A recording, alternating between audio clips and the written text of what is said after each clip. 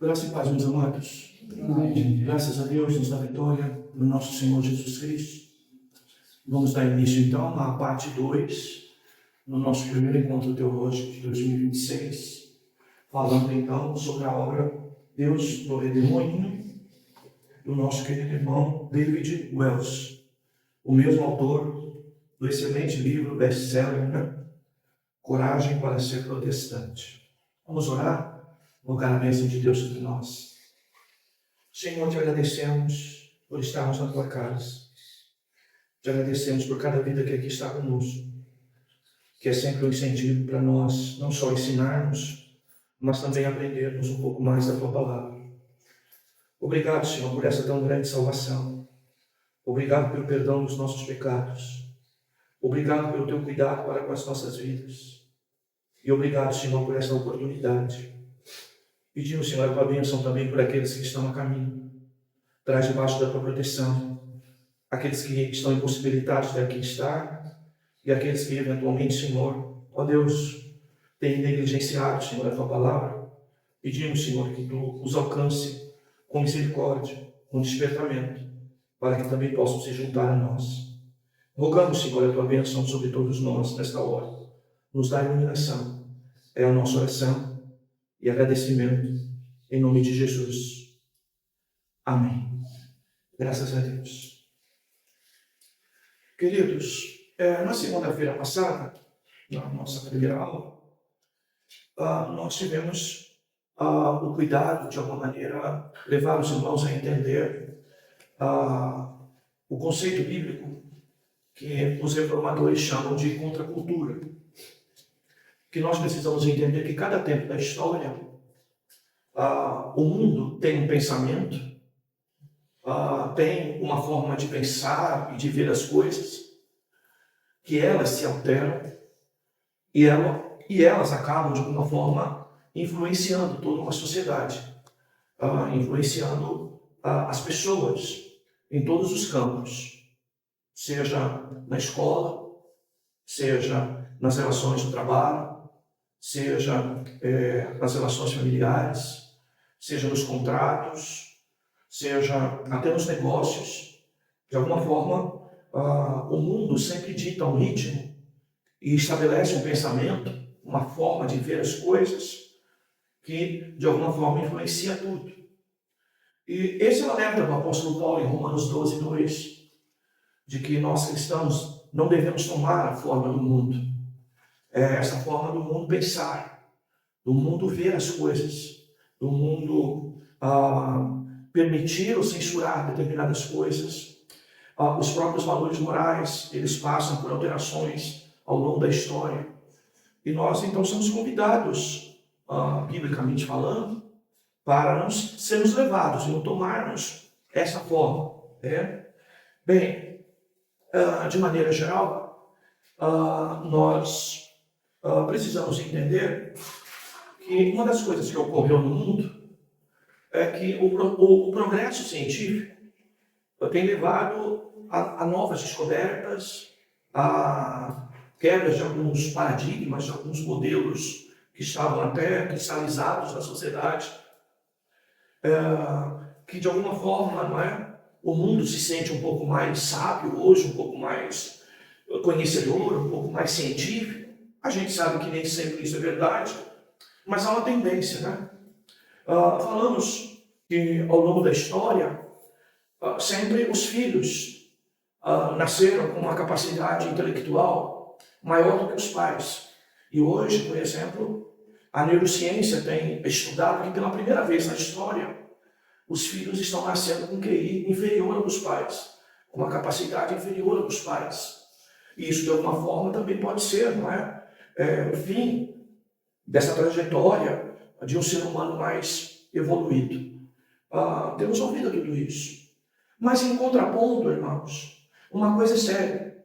Se você pegar livro, por exemplo, os devocionais, não vou falar de livro doutrinário, mas se você pegar, por exemplo, os devocionais dos pais da igreja, de Spurgeon, que não tinha a mesma metodologia de hoje, a mesma didática de hoje, os mesmos recursos tecnológicos de hoje, Se os irmãos compararem a pregação desses homens com a pregação do Evangelho de hoje, você se surpreende com a comparação de quantos esses homens, no século 13, 14, 15, 16, tinham um evangelho mais profundo do que o que nós pregamos hoje. E isso é de deixar a gente, assim, um sentimento de pequenez muito grande. Como que pode esses homens escreverem a teologia numa época em que não se tinha tanto livro disponível, tanto recurso disponível, e colocar a gente no bolso, falando de coisas com profundidade que às vezes nós temos que voltar páginas para reler o que acabamos de ler, porque não alcançamos o entendimento daquilo que já está escrito, daquilo que já é transparente de informação para nós. E se nós irmos a alguns redutos de baixo evangelho, como a ideia desse movimento, não é, neopentecostal, por exemplo, não é?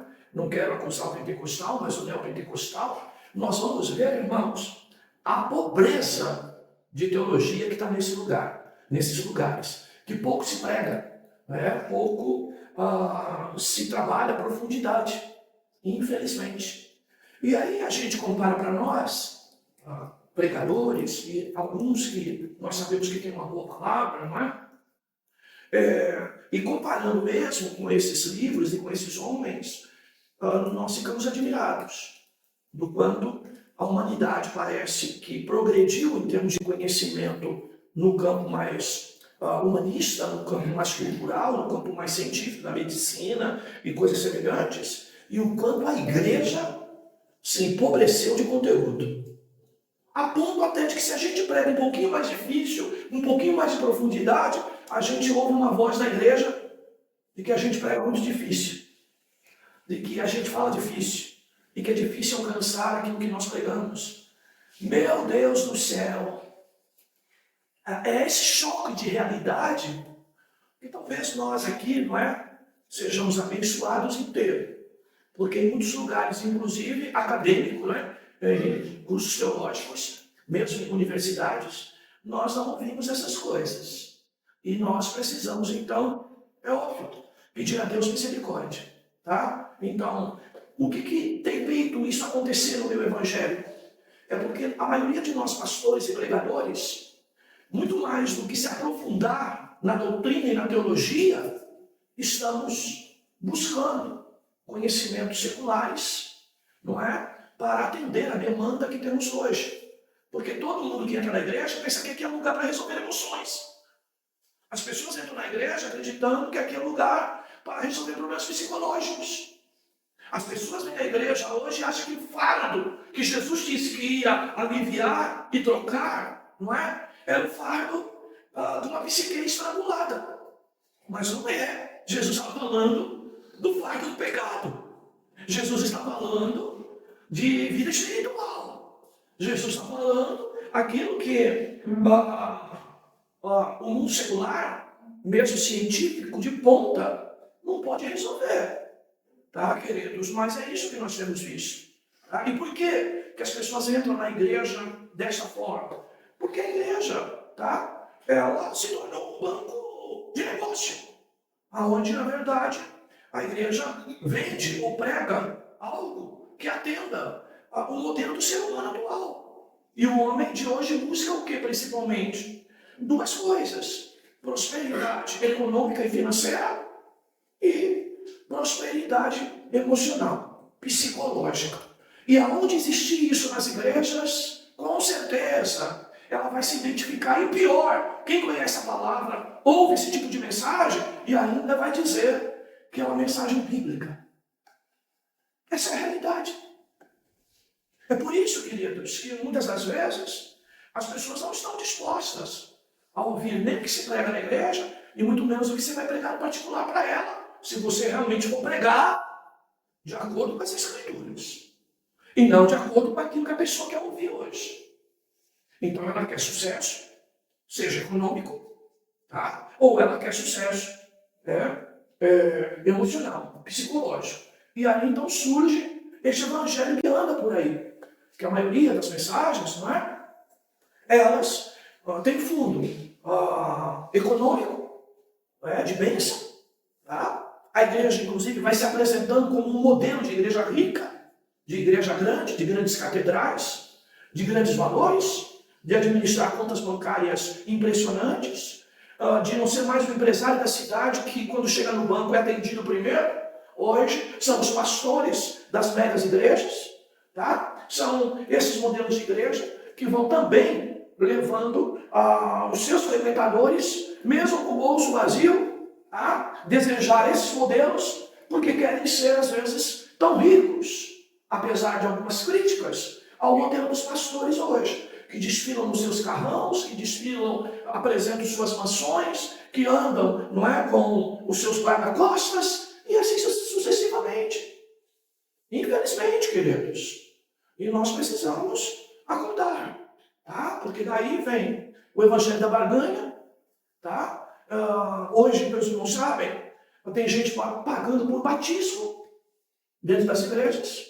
E não é quantia de 100 conto, não, tá? A última informação que eu tive mesmo é que uma dessas pessoas aí que é bastante influente, aí, os chamados influencers da internet, tá? Pagou 50 mil reais num batismo para alguém que não é da igreja, que não ministra numa igreja, tá? Que é também um outro, né, coach, tá?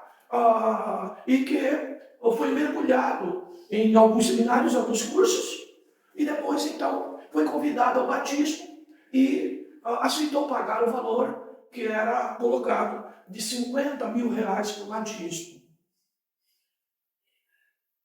Tá, queridos? Eu estou falando de Pablo Marçal, tá, queridos? É o que cobrou, tá? É o que recebeu, tá? De uma influência, inclusive, que faz trabalhos de, digamos, vídeos pornográficos ou sensuais, inclusive com o próprio filho.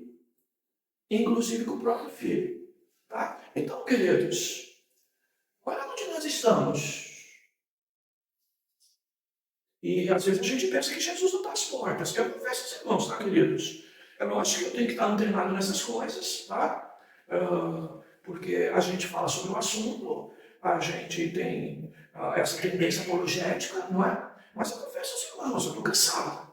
Sinceramente, cansado dessas coisas todas, não é? Porque existem vozes sedutoras e atraentes no meio de tudo isso. E a gente não pode esquecer que é humano. E que a gente vive num tempo. E que a gente tem que aprender, não é? A exercitar o evangelho, inclusive nessas coisas. Aprender a ser simples, a aprender a renunciar, e aprender principalmente, irmãos, não estar com o coração nessas coisas, desejosos por essas coisas. Que não é tarefa fácil. Não é tarefa fácil.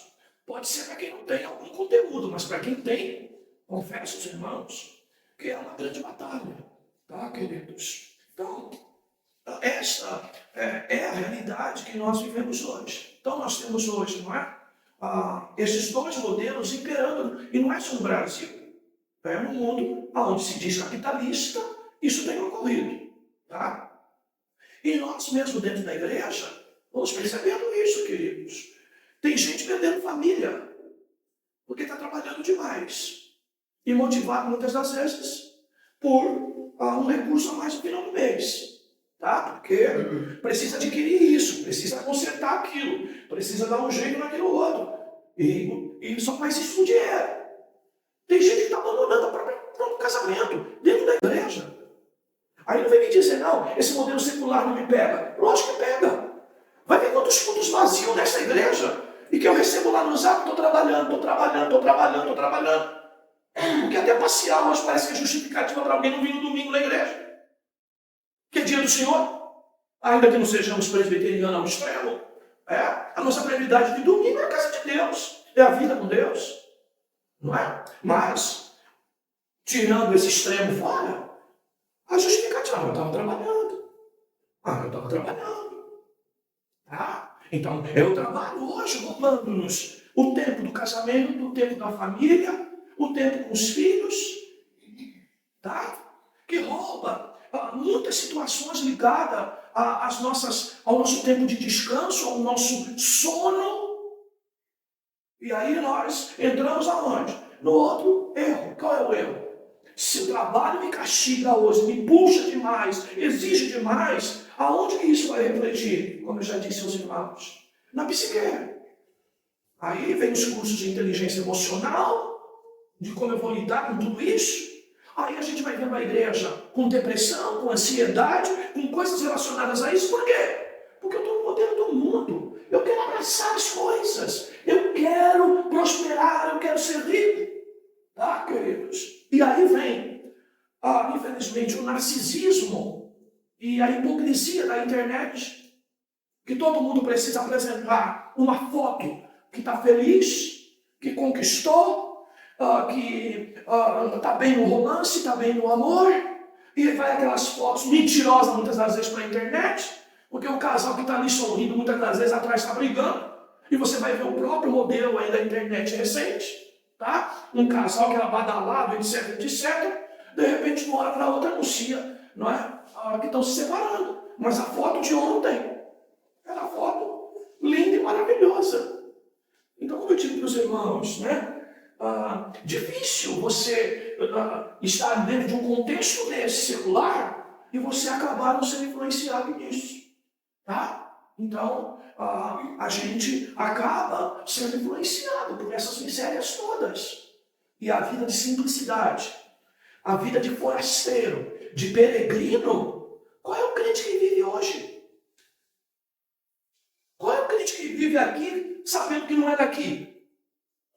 Bem, eu vou dizer para vocês, eu mesmo não vivo isso. E hoje talvez viva menos, por conta de todo esse modelo secular. Então, o livro é um convite para quê? Primeiro, para eu entender que eu não posso me isolar de tudo isso. Eu não posso, como fazia a Igreja Católica com as religiões orientais, ir para o mosteiro. Eu não posso ir para o mato, para a montanha, me isolar da sociedade, desligar a televisão, ou entrar na internet, tá? Fazer o meu próprio mundinho. Porque não é essa a orientação de Jesus. A oração de Jesus foi que Deus não nos tire do mundo, mas que nos livre do mal. E o mal está aí. Tá? Como falamos para os irmãos, esse mal está aí. E nós precisamos ter uma leitura de tudo isso. Tá, amados? E como eu disse aos irmãos, não é fácil. Outro dia mesmo conversando com o irmão da igreja, e eu falando, né, que estava tudo no celular, né? Agora mesmo eu estava lá na minha sala, né? Fazendo pagamento bancário, entendeu? No celular, quer dizer, indo ao banco sem sair de casa, ou da igreja, do local que você está. E alguns anos atrás mesmo, né? Os irmãos vinham dizendo para mim, passou para você de celular, não procurei, não encontrei, passou para você de celular, não quero celular, não tenho celular. E quantas às vezes os irmãos, na época, me criticaram, isso tem muitos anos. O quanto eu tentei resistir a essa realidade, entendeu? E o irmão daqui sabe, né? Porque até a época falou assim, poxa, pastor, resiste firme nessa situação. Por quê? Achavam que eu era onipresente. Me procurou 10 horas, 10h05 eu tenho que estar respondendo ao irmão. Então não acho que eu sou onipresente, porque eu não sou. E se quer um pastor onipresente, aqui não dá para isso. Porque eu não sou. E nem tenho essa pretensão. Mas hoje em dia, com esse modelo, a gente não tem paciência nem do irmão que está digitando do outro lado, que demora, não é? Para digitar, aí vem áudio. Aí daqui a pouco quer fazer áudio, né? Porque vai ser mais rápido, entendeu? E aí, dependendo do lugar que você está, não dá para ouvir áudio, não é? E aí, você vai responder só quando puder ouvir, entendeu? Então, a gente não tem paciência. Então, nessa velocidade que a gente está, irmãos, e é nessa velocidade que a igreja constrói templo, transforma pastor que não é pastor em pastor, transforma crente, transforma pessoas em pastor que nem crente ainda é. É a nossa velocidade. A gente quer andar que nem o mundo, mas a vida cristã, irmão, é lenta. O processo é lento. O trabalhar de Deus nas nossas vidas é uma vida inteira. Deus nos aperfeiçoando, nos ensinando, para nós estarmos prontos naquele dia. Tá, irmãos? É um processo longo. Não existe instantâneo nisso. Tá? E é outro modelo que o mundo está levando. Tá? E aí fica aquela história, né, irmãos? É quantos lugares, não é? Pastor da igreja, tem que dar culto todo dia. Se eu dar todo dia, tem 2, tem 3 pastores na igreja, cada um no seu dia, mas tem que dar culto todo dia. Não é? Porque igreja, no modelo de hoje, virou até um modelo assim, de canal fechado de televisão. Que o mesmo programa passa em 3, 4 horários diferentes no dia. Para quê? Para você estar disponível em casa para poder ver. Porque outros horários você não está. Então, por causa do quê? Dessa loucura deste mundo de hoje. E a gente precisa repensar tudo isso. O quanto isso está influenciando a minha vida. O quanto isso está influenciando a tua casa. O quanto isso está influenciando o evangelho que nós pregamos ou ouvimos. Não é? O quanto isso está influenciando a igreja que eu estou. Os amigos que eu convivo. Tá? Até onde eu estou na igreja frustrado porque não tenho uma conquista nova para repartir com os irmãos como bênção. Mas o interior está vazio, cheio de tristeza, cheio de mágoa, cheio de rancor, caráter ainda distorcido. E aí eu não fui transformado por Cristo. Porque esse tipo de bênção, ela cada vez mais parece que não é o alvo da pregação do Evangelho e do porquê nós estamos aqui e dizemos que estamos em Cristo. Tá, irmãos? Então, queridos, nós precisamos acordar para essa realidade. Tá? Mas a principal, queridos, que me apertou muito esses dias foi quando, lendo o livro, eu refleti sobre essa realidade. Que realidade é essa? O nosso evangelho de hoje, o evangelho do século XVII, XVIII, XIX e XX, numa profundidade teológica espetacular, que nós temos dificuldade de ler até entender, enquanto nós hoje estamos nesse evangelho pobre, superficial, para não dizer até estragado, como está em muitos lugares. Tá, queridos? É essa a nossa realidade. Bem, o livro, então, ele fala que nós precisamos colocar Deus no centro das nossas vidas. E para que isso ocorra, nós precisamos voltar a esse centro. Porque no mundo de hoje, tá, o centro da vida dos crentes se tornou ele mesmo. Eu vou lá porque Deus vai me abençoar. Não, eu vou lá para prestar culto a Deus, pedir misericórdia pela minha vida, porque eu sou pecador. Isso é evangelho. O resto, irmãos, você está errado, meu irmão. Quando você carrega alguém nas costas, dizendo que está levando para Cristo, você está levando a pessoa para si mesmo, para se satisfazer a si próprio. Porque não é Deus que está no centro, é o nosso eu que está no centro. Eu ouvi o grande Conato falar essa semana. Irmão, você pensa que um pastor bíblico, depois que pregar, senta no banco e fica pensando, será que o povo aceitou minha palavra? Será que caiu bem? Será que foi uma boa palavra? Ele disse, pastor bíblico não está preocupado com isso. Ele senta e descansa. Que se foi a palavra que Deus deu para ele, quem tem que estar satisfeito com a palavra é Deus. Não o crente, não o visitante, que sai do culto, que culto bom, vou ficar nessa igreja. Por quê? Porque deve ser um ego massageado, irmão. E nós muitas vezes estamos aqui assim. Por quê? Porque esse modelo é um modelo secular, que está no mundo, está nas igrejas. E isso impressiona a gente. Pressiona e impressiona. E muitas das vezes é isso que a gente quer. E muitas das vezes a gente fala. Até no convite que fazemos às pessoas. Tá? Como alguns irmãos que dizem, chegam para nós, pastor, não é a igreja ali, eu lá, não, irmão. A hora que não couber mais na reconciliação, eu vou pensar se vou abrir em outro lugar, vou abrir uma maior. Na hora que tiver gente na rua. Porque aí justifica, caso contrário, não. E mesmo assim, dá para pensar, tá? Na alternativa de horário diferente, ou coisa parecida. Mas o evangelho por aí está tão ruim. Aí é uma pergunta que eu faço para o irmão. E você, como que está? Numa igreja séria, que prega sobre pecado, que prega sobre conceito de vida. Como que você estaria hoje? Essa igreja te atenderia? E a resposta muitas das vezes é mudez total. Tá? Porque muita gente para no lamaçal do pecado, mas se justifica, falando que a igreja está perdida. Para justificar porque ela não está em Cristo. Mas ela deveria olhar para si própria. Para si própria. Aquilo que eu costumo dizer, quem está buscando Cristo, de verdade, tá? Não está preocupado, não é? Com a igreja A, B ou C. Depois, com o tempo, ele vai observar se lá tem a palavra realmente ou não. Mas, queridos, essa é a realidade. Bem, o livro, a partir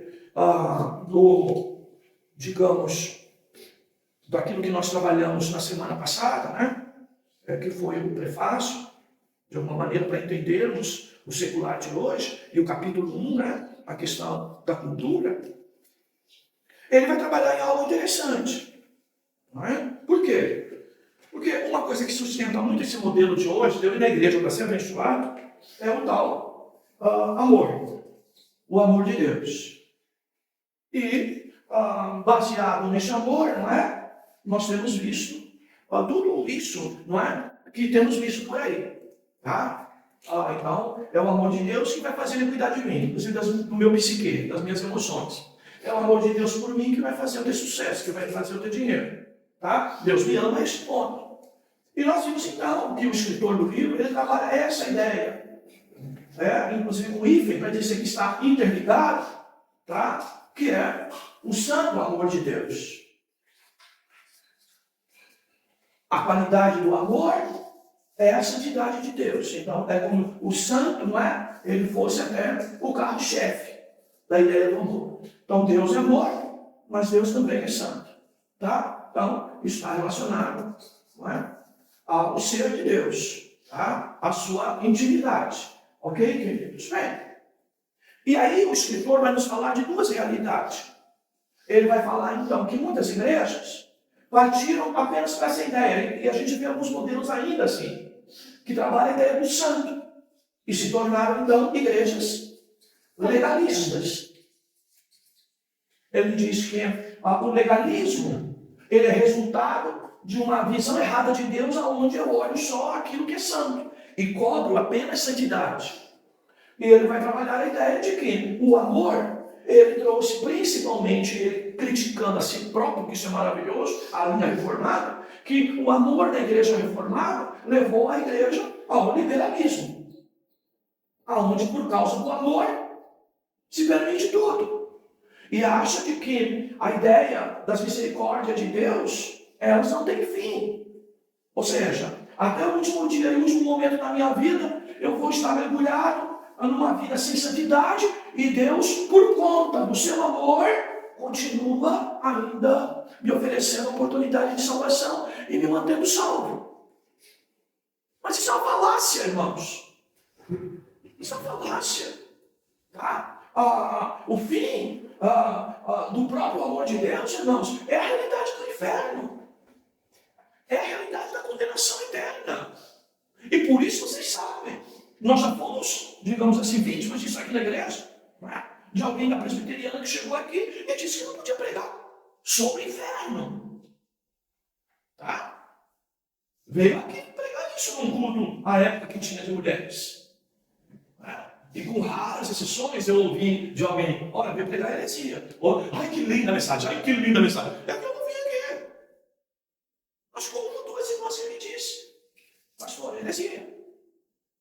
Então, queridos, vejam a atração dessas coisas. E o livro, ele vai trabalhar muito dentro desse contexto, não é? Essa doutrina do santo amor de Deus. E vai apresentar que a igreja, ou ela se tornou legalista por enfatizar sua santidade, ou ela se tornou liberalista, né? E está vivendo o liberalismo por causa do amor de Deus. Tá? Essa ênfase é muito importante. Então, veja, qual a tendência da reconciliação se não tomar cuidado? Tá? Vamos falar de amor e vamos entrar no caminho do liberalismo. Então já não se fala mais de pecado, já não se fala mais que Deus trará, não é, a conta tudo aquilo que o homem fizer, tá? De que o inferno é uma verdade. Tá? E que não é um estado, é um lugar eterno. Tá, queridos? Nós vamos nos perder no liberalismo de aceitar as pessoas e começar a pregar aqui, tá, irmãos? Essa cortina de fumaça que é para massagear os egos, para cuidar do psique das pessoas, da alma das pessoas, trazer conforto que vocês sabem que é momentâneo. E nós vamos virando um lugar, como o escritor fala, de psicoterapia. Tá? De psicoterapia.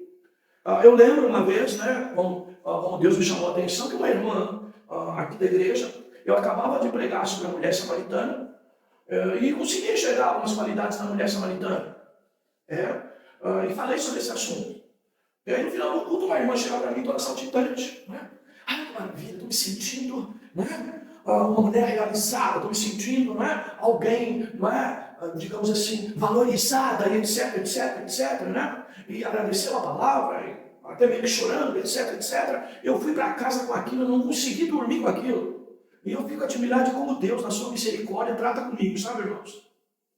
E Deus, de madrugada, falou para mim, a mensagem que criou. E eu preocupava ali, se é eu que tinha pregado com a intenção de produzir isso, tá? Ou se eventualmente era a irmã que estava tão contextualizada nesse mundo e que estava se sentindo assim. Irmãos, bem, queridos, eu fui obrigado a despregar. Eu vim em outro culto, deixei passar alguns domingos e preguei, colocando algumas vírgulas, alguns pontos e vírgulas, algumas reticências, algumas interrogações em toda a mensagem que eu havia pregado. Do tipo, não foi isso que eu quis dizer. Ou melhor, não é isso que a palavra quer dizer, o que a palavra diz. Tá, queridos? E, infelizmente, queridos, esse tipo de pregação vai deixando a igreja vazia. Sem ânimo até de vir no próximo culto. Porque o que anima e que está fazendo as igrejas por aí estarem superlotadas, meus amigos só falam isso. Precisei fazer uma galeria para mais 300 pessoas. Precisei fazer mais 2 cultos. Como que está lá você? Eu falei assim, estou reduzindo o culto, não tem gente. A gente já fala assim, já para, entendeu? Sair da conversa. Porque a conversa é só essa. Então, meus irmãos, aqui não é lugar para ter sucesso. Aqui não é lugar para ganhar a vida. É para perder a vida, para ganhar de lá. Aqui é chegar aqui, tá, irmãos? E pegar a cruz e continuar carregando. Tá? Aqui é olhar para a cruz e não só ver o que ela representa para um pecador que não está lá pregado, que é salvação, mas ver que Jesus, o Filho de Deus, foi condenado pelos nossos pecados. Lá ele morreu. Então a cruz também é referência, como diz o nosso escritor, de condenação. De alguém que sem pecado morreu por mim e por você. Então não pensa que a pregação da cruz vai produzir, se não poupou nem seu próprio filho, santo, sem pecado. Achando que vai poupar a mim e você, que vive fora da palavra, que não acerta seus passos. Não vai, queridos. Não vai. Tá? E aqui ele faz uma espécie de ir ao templo, não é? E fazer uma viagem ao templo e entender, nos levar a entender que no Antigo Testamento também houve regeneração. Que isso não é apenas no nascimento literal e na morte literal de Cristo, mas que isso ocorreu no passado. Porque se nós já temos fé salvífica, precisamos primeiro ser regenerados pelo Espírito de Deus para ter fé salvífica. E é isso que a Bíblia diz, que Abraão, tá? Ele não obtém a bênção de Deus e a resposta de Deus por suas obras, mas pela fé. Tá? Tanto que ele vai falar que Isaac é esse filho da fé. Tá? E o filho das obras é Ismael.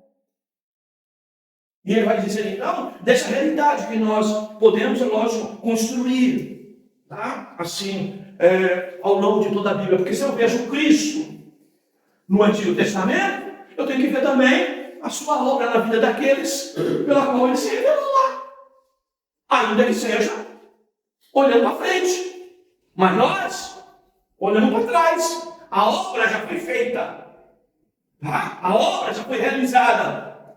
E quem estava lá atrás, como Abraão, olhava para a obra que ia ser realizada. Tá? A fé tanto de Abraão para Cristo, como de nós, na frente, voltando atrás para a obra de Cristo. E nós temos que enxergar isso nos dois lugares. Tá? Então ele vai dizer, essa volta de nós para Deus passa objetivamente pela graça, pela fé. E eu preciso acreditar nisso, irmãos, que isso é obra de Deus. Porque senão eu vou pregando o evangelho fraco, podre, fácil. Porque senão a pessoa não vai congregar. Mas ela vai estar congregando numa vida espiritual falsa. Entenda isso, pelo amor de Deus. Não tem céu para isso. Mas se eu pregar essa força que o Senhor fala, olha, essa força tem uma produção que trabalha nela, que é a obra do Espírito Santo. Mas aí a gente vai com o nosso evangelho. Oi, queridinho, Jesus vai te ajudar. Vai te melhorar a tua família, vai melhorar a tua casa, teu casamento, teus filhos. Vai ser tudo lindo. Tu vai ver que a tua vida econômica vai prosperar, você vai ser próspera no teu trabalho. Bem, amados, desculpa o chute na canela. Porque esse chute também é meu, na minha canela, nos meus pés, na minha perna. Tá, queridos? Essas coisas também me derrubam. Mas essa é a realidade. Então vamos pregar o evangelho psicoterapeuta. Você não sabe a regra disso, o conceito disso. Mas é isso que você está fazendo, sabe por quê? Porque o mundo de hoje fala de amor, amor, amor, amor, amor. Vou cuidar, cuidar, vou cuidar, cuidar. É que nem um filho, irmãos, do mundo de hoje, que os pais dão tudo. E os filhos estão aí perdidos, sem limites. Vão ficar precisando a vida inteira, dependendo da vida inteira dos pais. Casam. Tem filho, tem neto, e se a gente ainda viver como biso ou como bisa, ainda vamos ter que sustentar.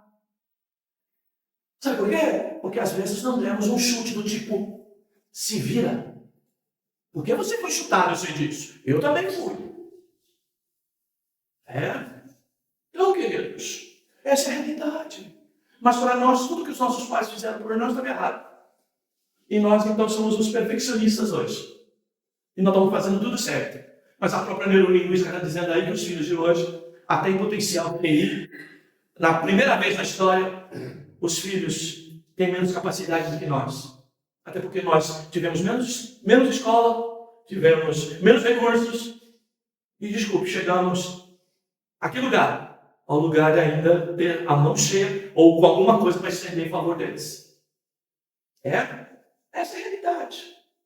E ele vai dizer então, também dá o exemplo de Adão, que Adão, ele também é exemplo de Cristo. Ainda que aqui trabalhe-se alguns antinomismos, algum paradoxo, algum contraste, né? Ele fala de algumas coisas interessantes, que é, primeiro, a vida de Adão e a vida de Jesus. Né? Há comparações. A morte de Adão e a morte de Jesus. Comparações. E uma outra que tem a ver muito com o nosso assunto principal, que é o governo. Ou que é o reino. Que é mais ou menos essa ideia, não é? Deus deu para Adão e para todos os seus descendentes o governo e o reino deste mundo. O pecado veio e Deus não retirou isso do homem. O homem continuou com o governo e com o reino, mas de que maneira? De maneira pecaminosa. E a igreja de hoje deveria ser o quê? Governo e reino. Não sentar na cadeira, não é? De rei ou de governo, mas ter influência no seu pensamento, tá? Sobre este reino pecaminoso que está aí. Mas o que aconteceu ao longo da história, principalmente hoje? Esse reino pecaminoso é que está dominando a gente. Então as velhas igrejas, tá? Não só pensam em dinheiro. Só pensam em dinheiro. Só pensam em abrir mais igrejas. em gerar mais pastores da noite para o dia, como eu disse para os irmãos. Mas teve uma época que a gente até, né, tinha responsabilidade, mas até era contente por alguém chamar a gente de pastor. Mas, em grande parte, a gente tem até vergonha. Por quê? Porque nós estamos governando pelo modelo pecaminoso. O mundo e o modelo do mundo que impera dentro da igreja. O mundo lá fora está cheio de gente com problema psicológico. O que mais cresce hoje é a demanda em busca de psicólogo e de remédios de tarja preta, remédios controlados. Desculpe, irmãos. E dentro da igreja? Isso também é verdadeiro. E por que é verdadeiro? Porque nós largamos a simplicidade. Nós estamos naquele modelo lá. Não é? Como costumo dizer, né? Até pregar com uma camisetinha, não é? Alguém vai dizer que não é roupa do pastor. Essa é a realidade. Que nós precisamos acordar. Tá, queridos? Bem, seguindo o livro, lá na página 75, nós vamos enxergar esta ênfase de que nós temos cantado muito aqui, nesse louvor novo aí, que é a ideia da majestade de Deus. Tá? E vocês sabem, né, que no Antigo Testamento, principalmente em lugares imperiais, em lugares, né, de monarquia, lugares de rei, não é? Então, a vossa majestade. E duas coisas é interessante desse aspecto. Que Deus, quando o próprio Isaías teve a visão de que ele percebeu que que ele era habitado por pessoas de impuros lábios. E que ele também estava, infelizmente, no mesmo buraco, tá? De impuros lábios. Ou seja, ele estava vendo falta de santidade e pecado de maneira clara na sua própria forma de falar, na sua língua, na forma de se relacionar com as pessoas. E as pessoas estavam assim. E quando ele viu Deus, quando a visão apareceu para ele, surge então uma figura, tá, que representa a ideia da majestade de Deus. E essa sua majestade, pela roupa, pelo brilho da roupa, pelo modelo dos serafins, pelo modelo dos anjos que estavam diante desse trono, a sua presença majestosa, tá? Ela se apresentava em majestade e autoridade por aquilo que a santidade que Deus representava nessa visão para Isaías. Por isso que ele vai dizer, que eu sou pecador, que eu habito num povo de impuros lábios, tá? E que ele mesmo estava nesse contexto. E nós estamos falando de Isaías, um príncipe, tá? Ele vivia no palácio. Ele não é dos profetas que saiu do campo, não. É daquele que viveu, foi criado dentro do palácio, tá? É da cúpula, tá? E qual a diferença entre a roupa do rei e a roupa daquele que ele estava vendo? Era que ela se apresentava, se impunha de maneira majestosa, né? Por conta da santidade que Deus estava, tá? E que aquele retrato que era apresentado para ele estava. Tá, queridos? Então, é sério isso. É muito sério. Tá, amados? Então, vejam, é essa santidade, tá, que vai manifestar, então, esse amor de Deus. E qual é o amor? De alguém que reconheceu que era impuro de lábio, que estava no meio de um povo de impuro de lábio, e acreditava o quê? Que o amor de Deus iria me poupar de ser fulminado, que a misericórdia de Deus iria alcançá-lo. Porque essa majestade, essa santidade de Deus deve gerar temor de cada um de nós. Tá? E ele, então, na página 75, tá? Ele vai falar bastante, ele destaca, né, essa ideia até do hífen, né? E vai dizer, inclusive, uma palavra, né? Infinizada, né? A infinicação dessa palavra, juntando uma a outra, tá? Exatamente com uma ideia de dualidade, tá? E que ele, então, começa a descrever, não é? Que para nós entendermos Deus, nós precisamos entender que existe vários, né? Atributos de Deus que envolvem e que definem o seu próprio caráter. Inclusive, este amor. Tá? Como eu disse na semana passada. Este amor. Que hoje, irmãos, transformou as próprias relações de casamento, tá? Em relações banalizadas. De falta de pudor, de fidelidade, de proteção. Que nós não vemos hoje. Tá, queridos? Infelizmente, dentro da própria igreja. Em vez de proteger o marido, se junta com outra irmã para falar mal dele. Em vez de proteger a esposa, se junta com outro para falar mal dela. Isso não é o amor de Deus. Porque todos nós sabemos que se somos casados, somos imperfeitos e convivemos com pessoas imperfeitas. Tá? Mas a gente está pensando no príncipe encantado. E cai do cavalo. Porque vai para o segundo casamento. Né? E vai ver o príncipe virando sapo. Depois para o terceiro. Depois para o quarto. Depois concorre com o Fábio Júnior. Para ver quantas vezes mais casou. Mas é realidade. Tá? E olha só. A santidade de Deus que representa a sua majestade. Sabe o que é majestade? A gente pensa em alguém com autoridade, alguém grande, alguém de destaque. Sabe o que faz Deus majestoso? É a sua santidade. Como eu disse esses dias aqui, não sei se foi na segunda-feira. Tá? Nós tivemos um caso na minha família, entendeu? Que uma das minhas irmãs se comprometeu, não é? E apesar de não ter filho, não era mais moça, a minha mãe se posicionou de maneira clara. Não vai casar de branco. Se o pastor aceitar fazer seu casamento na igreja, tá? Vai ficar claro que de branco você não vai. Porque eu não vou mentir, porque para Deus ninguém nada esconde. E hoje, tem 3 filhos, nunca casou, casa e vai perder esse vestido de branco. Véu de Rinalda. Ei, queridos, cadê princípios? Não tem mais, gente. Será que vocês entendem? Isso está na igreja evangélica, gente. Está na igreja evangélica. Para nosso desespero. E mais, queridos, se nós não falarmos sobre os assuntos, a gente não retém a velocidade que isso está girando, que isso está acontecendo. Tá? Bem, queridos, e essa é a situação. Mas aí vem, meus irmãos, o amor, que vai buscar o quê? Palavras como essa que estão na Bíblia, e que falam de um Deus paciente. Um Deus que espera.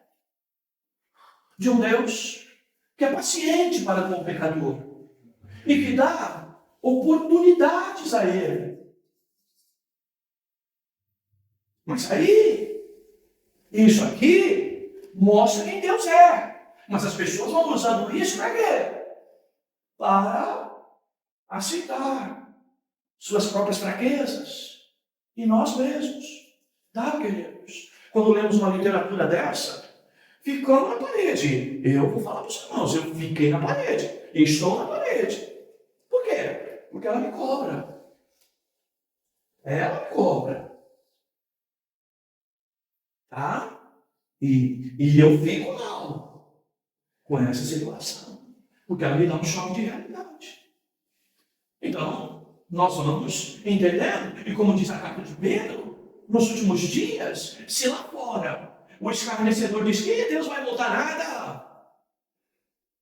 Que desde que o mundo é mundo se fala da vida de Jesus, do fim do mundo. E cadê isso acontecer? O zombador lá, o escarnecedor, fala isso. E nós dentro da igreja? Talvez não chegamos à improbidade, não é? Nesse nível. Mas nós o quê? Agimos como se a mão da justiça de Deus não viesse sobre nós. O juízo de Deus não viesse sobre nós. E aí, queridos, desculpe, a lá Sansão, a gente brinca com o pecado. Tá, queridos? Brinca com o pecado. Porque o problema de Sansão não foi os filisteus. O problema dele foi Dalila. Queridos? Então, essas coisas que nós precisamos trazer à reflexão. Tá? E entender que Deus vai nos cobrar por tudo isso. Tá, amados? E aí, mas ele vai dizer ainda na página 88, tá? Ele vai falar, então, né? De amor e fé. Tá? Que nós, o que podemos apresentar a Deus enquanto nosso amor por Ele, é a nossa relação de fé com Ele. E de fé, inclusive, para levar Ele o quê? E a sua palavra e a sua vontade o quê? A sério. E que muitos de nós, às vezes, nos perdemos nesse caminho. Tá, queridos? E aí ele fala, agora na sequência ele fala da sua majestade, dessa santidade de Deus.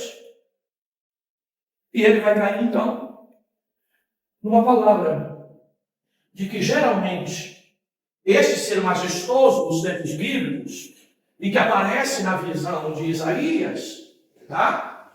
A sua majestade, por conta da sua santidade, era a maneira pela qual ele manifestava a sua justiça e estabelecia o seu juízo.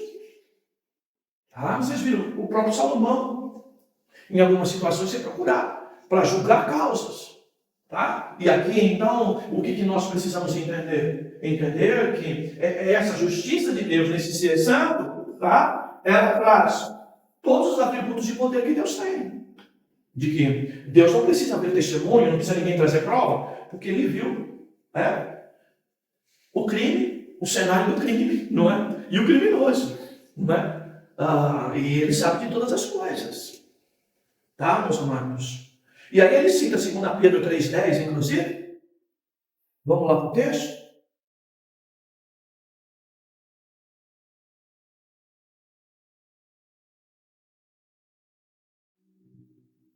Segunda Pedro 3,10. Que é exatamente essa ideia de juízo, né?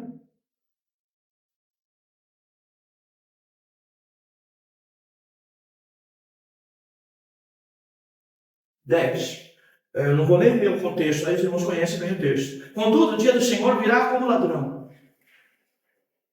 De surpresa. Não fica pensando que um dia antes, uma hora antes, Deus vai dizer assim, ô filho, põe a casa em ordem aí que o arrebatamento vai ser daqui a 2 horas. Se arrepende aí, vai. Porque todo mundo usa, né? Infelizmente, o tal amor de Deus para falar da pessoa que está na cruz, não é? E que naquele momento de morte lá, pede para que Deus lembre dele, que Deus dá a declaração de salvação para ele, não é? E todo mundo acha que vai poder fazer igual e receber esse tipo de justiça de última hora. O dia do Senhor virá como ladrão, no qual os céus passarão com grande estrondo, os elementos queimando se dissolverão, e a terra e as obras que nela há serão descobertas. Tá? E todas as coisas serão assim destruídas. E que tipo de pessoas devem ser? Pessoas que vivem em santidade e piedade, aguardando e esperando ansiosamente a vinda do dia de Deus. Então, olha só. Essa ideia aqui vai nos falar exatamente dessa realidade. Tá? Essa realidade que o nosso irmão aí, tá? Ele trabalha, que é a ideia do mundo secular.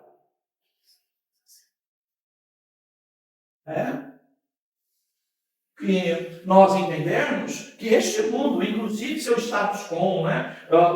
a sua forma de viver, a sua forma de pensar, tudo isso, irmãos, vai ser destruído. Por quê? Isso está corrompido. E por isso que não vai servir para nós. Não serve hoje esse modelo, como está deixando claro que não vai servir amanhã. Que lá ele vai destruir tudo isso que está aí.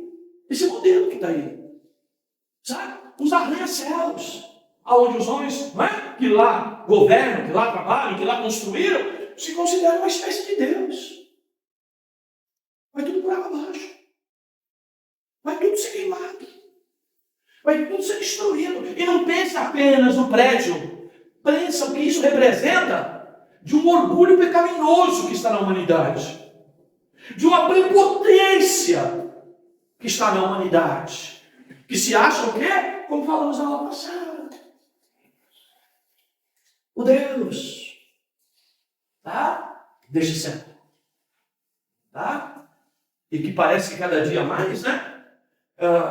Ele não despreza a possibilidade de ser o próprio homem e Deus desse século, tá? Tudo bem na figura do anticristo, mas de que todo mundo vai se associar, porque parece um pouco com ele. Porque é isso que o mundo vai gerar, tá, amados? Esse homem do pecado.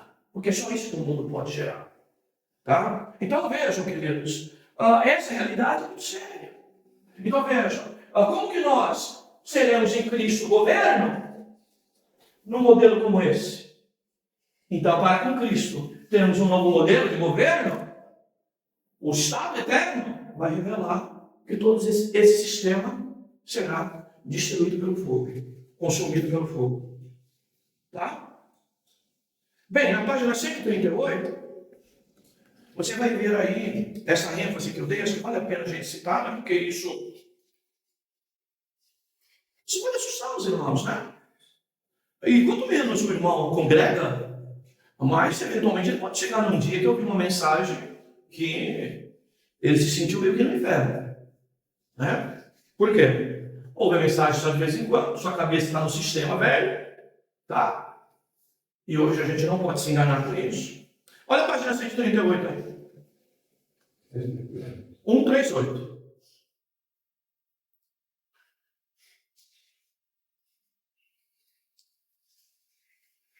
Vamos começar desde o princípio para você entender o que ele coloca, né? O lado do amor sem santidade, tá? E depois o amor com santidade. Ele diz lá, é o que mostra o seu amor e o que o seu amor nos assegura todo o tempo. Foi Deus que amou o mundo de tal maneira que deu seu Filho unigênito para que todo aquele que nele crê não pereça, mas tenha a vida eterna. Deus, sendo rico em misericórdia, por causa do grande amor com que nos amou, enviou Jesus Cristo. Deus não poupou o seu próprio Filho, antes por todos nós o entregou. E nesse ato de doar-se, nessa substituição de si mesmo por nós, ele definiu o que é amor. Nisto consiste o amor. Não em que nós tenhamos amado a Deus, mas que ele nos amou e enviou o seu Filho como propiciação pelos nossos pecados. Então, aquela história, né? Deus me ama. E como que eu respondo isso? A esse amor? Na maioria das vezes, com infidelidade. Porque o amor dele é incomparável. E eu não sou cobrado de nada por este amor. Esse amor não me constrange. É duro, irmãos. Esse é o amor que Paulo ora para que possamos ser capazes de compreender em toda a sua largura, comprimento, altura e profundidade. Esse amor é lamentável sobre a nossa situação. Deus não nos abandonou. Ele não nos deixou como estávamos, órfãos, vagueando, rebeldes. Desde toda a eternidade ele tinha planejado e não fazia. Mas a misericórdia de Deus, o seu amor, não resolveria a nossa situação, a menos que também interviesse por nós em sua justiça, pois a nossa injustiça era a causa da nossa situação. Aí agora veio o aperto. Estávamos em Cristo, quando o julgamento caiu sobre ele em nosso lugar. Nada afirma a santidade de Deus mais do que isso. Cristo teve de morrer. Tá, queridos? E hoje a gente parece que não trabalha isso mais dentro de nós. A morte de Cristo a gente vê com alegria, etc, etc. Mas a morte de Cristo também tem que produzir em nós dor, tristeza, pesar, porque ele morreu por nós. E muitas das vezes, mesmo tendo morrido por nós, a gente continua dando sinais de fraqueza, de falta de fidelidade.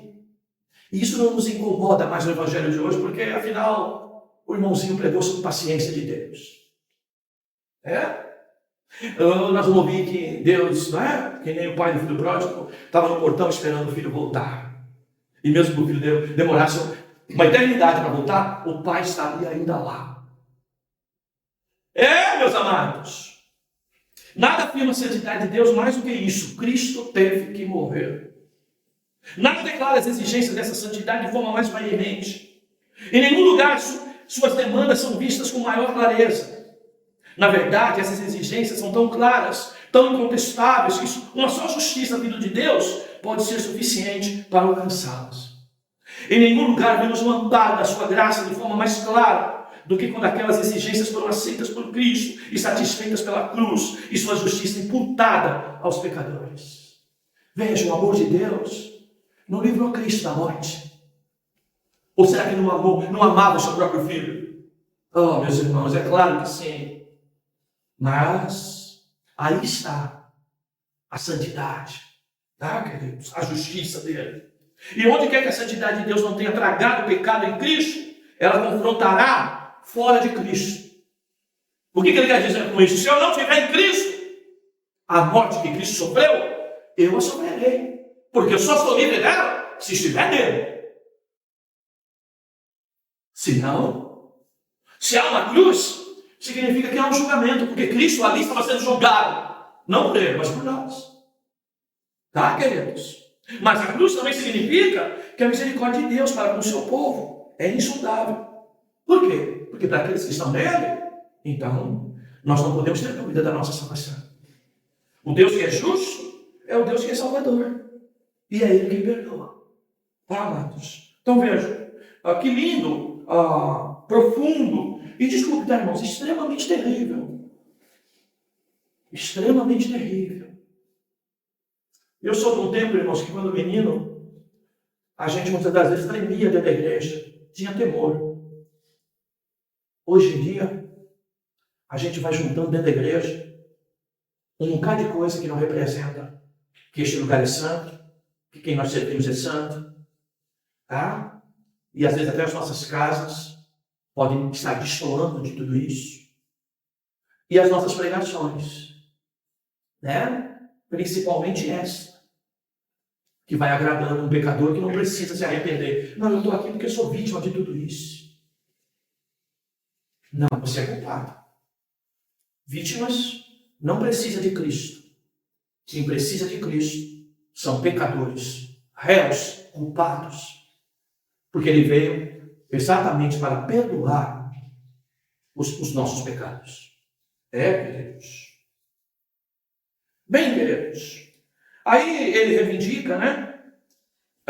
Toda esta coisa da santidade.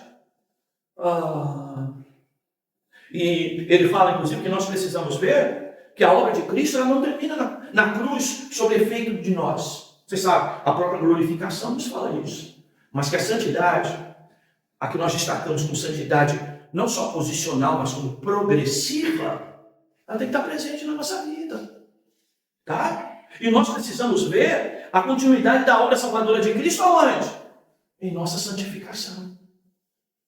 Lembra que a maioria dos nossos teólogos dizem, principalmente da patrística teológica, que a santificação é o lado visível da salvação. E ele vai citar inclusive Gálatas 3:3.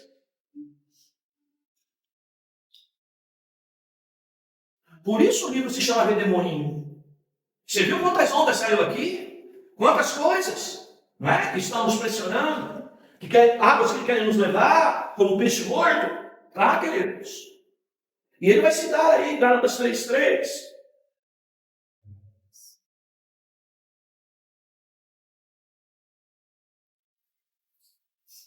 Olha o que ele diz.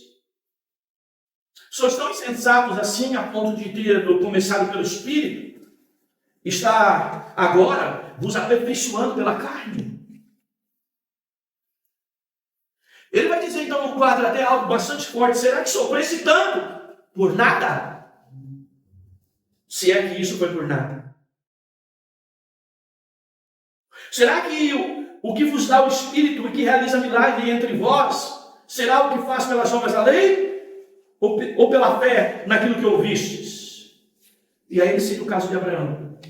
Então, o que ele está falando aqui? Ele está falando, irmãos, de muitos de nós, tá, queridos? Desculpa, tá, o que eu vou falar. Se não servir para você, faz de conta, eu estou pregando para mim. Comecei bem. Comecei muito bem. Tá? Sofri. Tá? E o tempo vai passando. A gente já não se cobra mais. Jesus me entende. A conversa que a gente ouve. Jesus me entende. Entende que você é um pecador, que precisa se converter. Mas está vendo a minha luta. Mas tu age como forasteiro peregrino? Ou tu vive como se você fosse construir a tua terra, a tua casa e a tua vida para todo sempre aqui? Tu está preocupado com o porvir? Ou o fato de você estar preocupado demais com as coisas daqui justifica que você abriu mão das coisas de lá e não te cobra mais pelas coisas de lá? Justifica? É esse o questionamento. Ah, mas o mundo está assim, a empresa está assim, o trabalho está assim, é cobrança toda hora, todo instante, é toda hora, é o modelo do mundo. Mas vai ler o texto dos evangelhos. Tome cuidado para que naquele dia você não seja tomado como alguém que está embriagado com as coisas desse mundo. Sabe que é embriagado com as coisas desse mundo? Envolvido demais com as coisas desse mundo, a ponto de que está viajando com relação às coisas espirituais, não está nem aí. Não tem sobriedade sobre a vida espiritual. Irmãos, esse novo livro aí que está com a Irmã Valéria, para o mês de fevereiro, ele é praticamente outra surra dessa. Porque ele vai falar, a capa é bem grande, o amor de Deus, mas o conteúdo dele é amor e ira de Deus.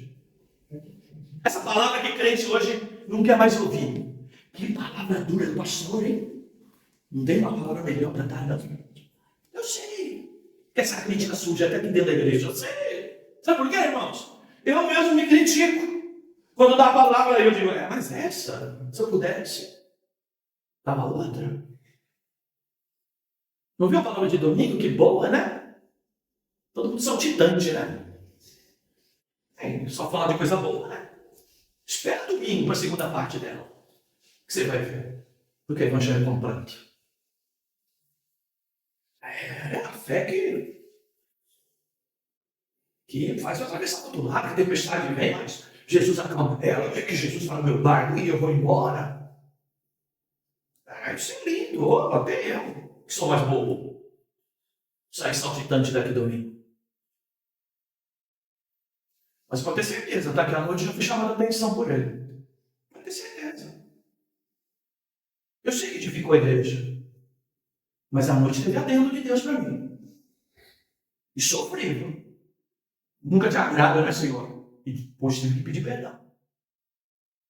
Eu sei que eu não agrado mesmo. Eu tenho que ter essa consciência. Só Cristo em mim. O agrado é só de Cristo. E eu preciso me refugiar nele. Ai, meu Deus.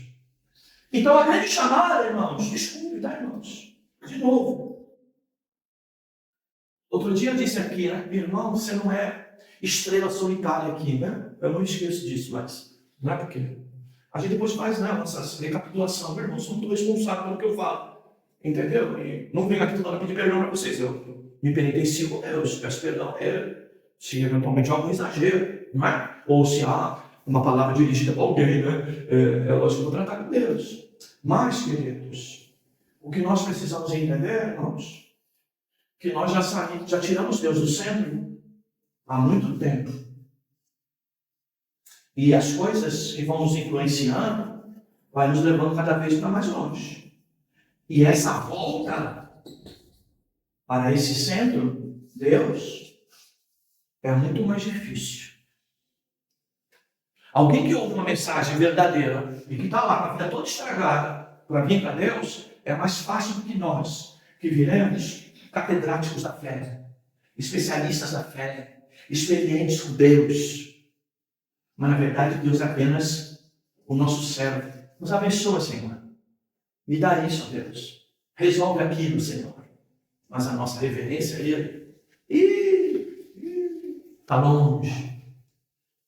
Bem, eu repito. Se não servir para você, serve para mim, viu, queridos? Porque eu me sinto assim. Tá? Eu me sinto assim. Talvez na idade que eu já tenho, a gente faz, tá, irmãos? Quase todo dia eu faço balanço e me vejo. Se a porta do céu está aberta para mim, não está. Por quê? Olha, irmãos, já passei muito perto. Não vou deixar escapar essa graça que Deus me ofereceu de salvação. Não posso deixar isso escapar. Eu não quero.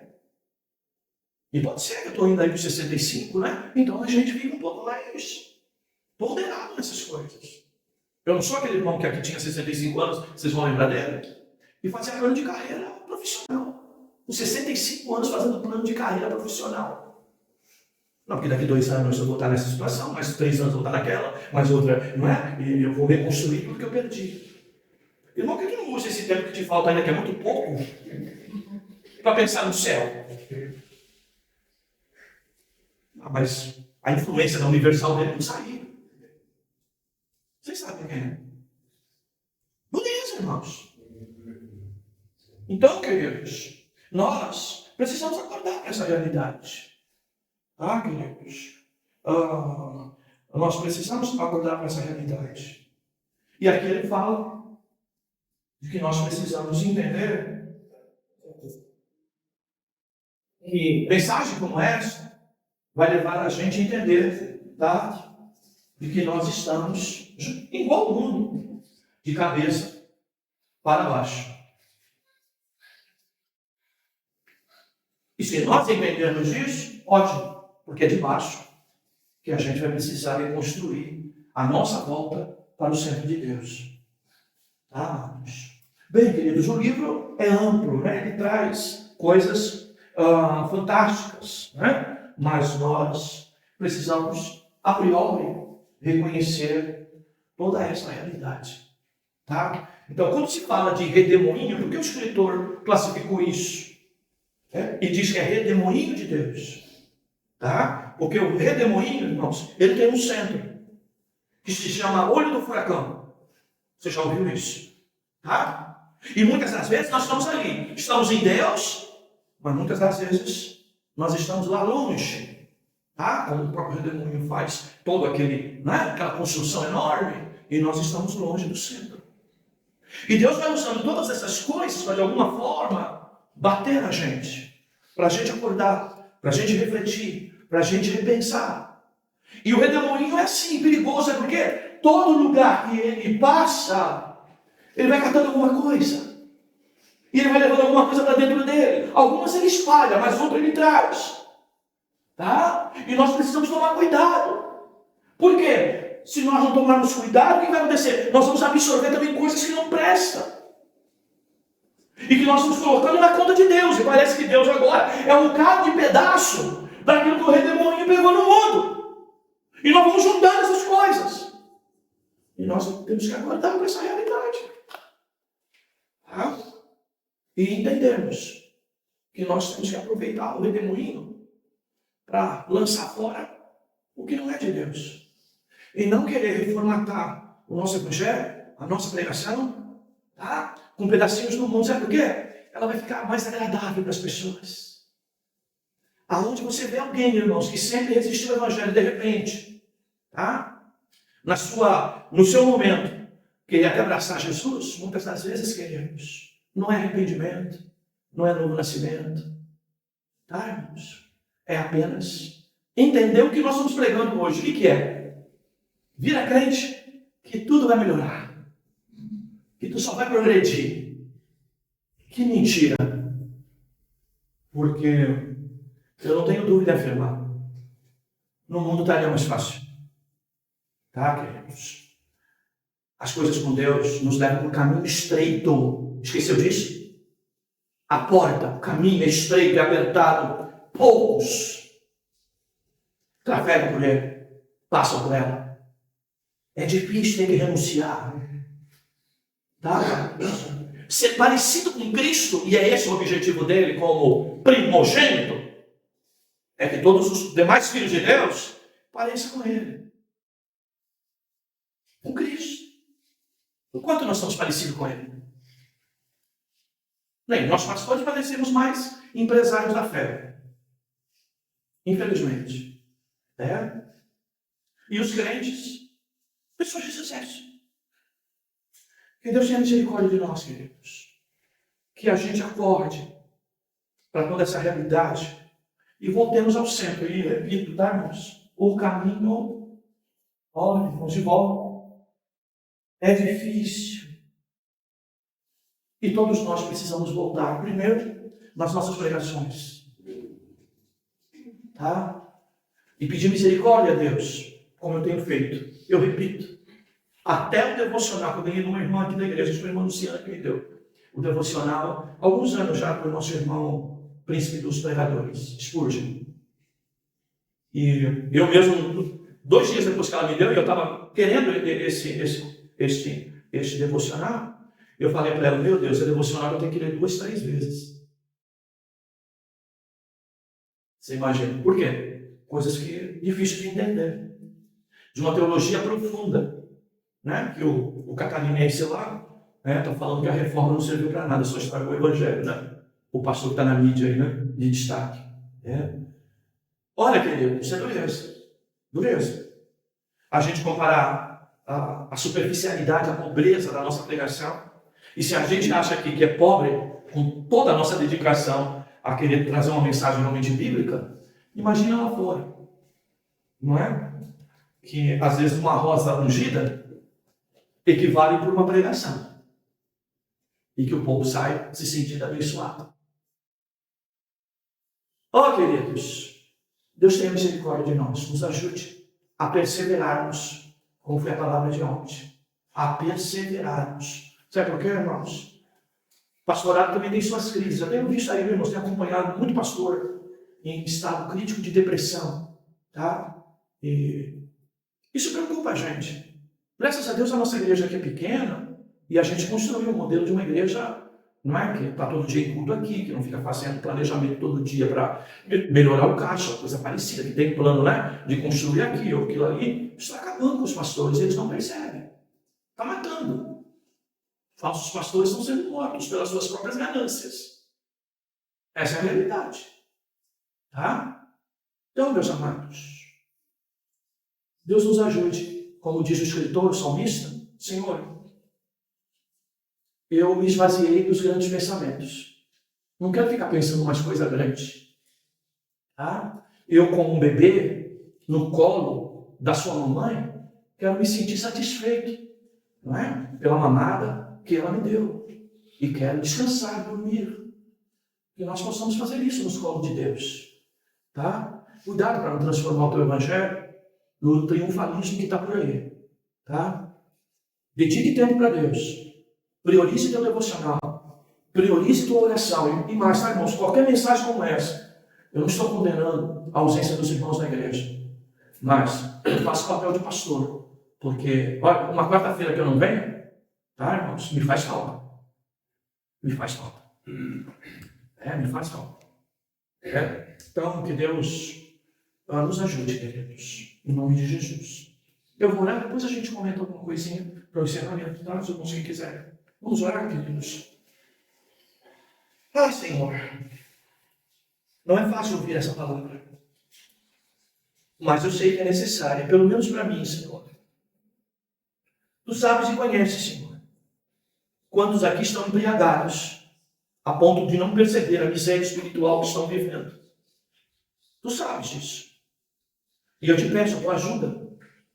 Porque se estamos aqui ouvindo a tua palavra, é porque tu queres nos resgatar, nos trazer de volta. Ó Senhor, nos conduz ao centro da tua vontade, ao centro da tua palavra. Ajuda-nos, ó Deus. Fortalece-nos em ti. Guarda o nosso coração.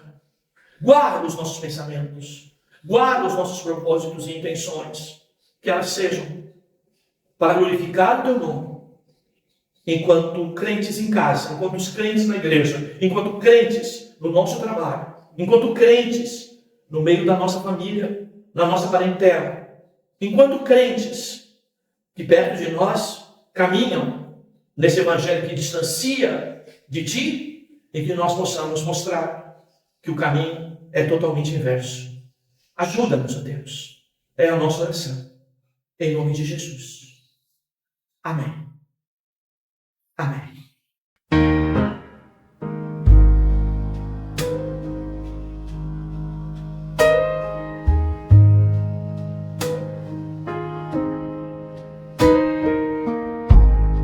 Eu trouxe minhas promessas, meus planos, minhas versões.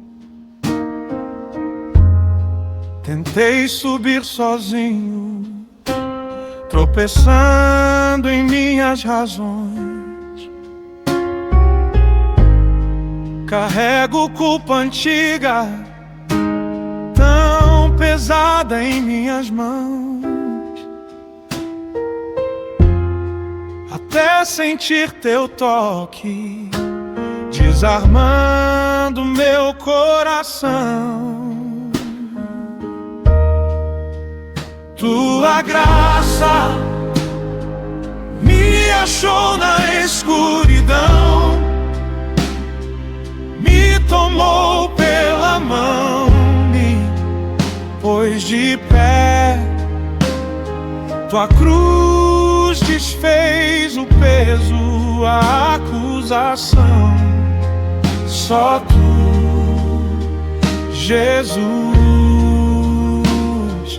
podes me salvar. Só tu, Jesus, podes me salvar.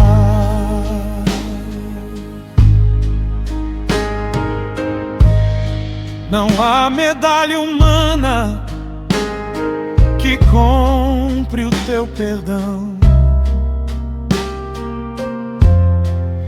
Minhas obras são trapos diante da perfeição,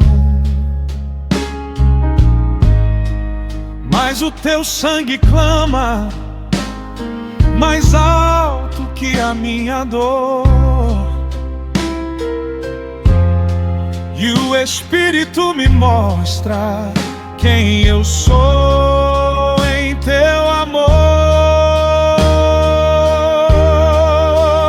Tua graça me achou na escuridão, me tomou pela mão, me pôs de pé. Tua cruz desfez o peso, a acusação. Só tu, Jesus, podes me salvar. Só tu, Jesus, podes me salvar. Quando falha a minha força e eu não sei mais orar, Ele geme em meu silêncio e me ajuda a confiar. Se a lei me pede tudo e eu não posso entregar, tua obra está completa, nada há pra acrescentar. Tua graça me achou na escuridão, me tomou pela mão, me pôs de pé. Tua cruz desfez o peso, a acusação. Só tu, Jesus, podes me salvar. Só tu, Jesus, podes me salvar. Só tu, Jesus, podes me salvar.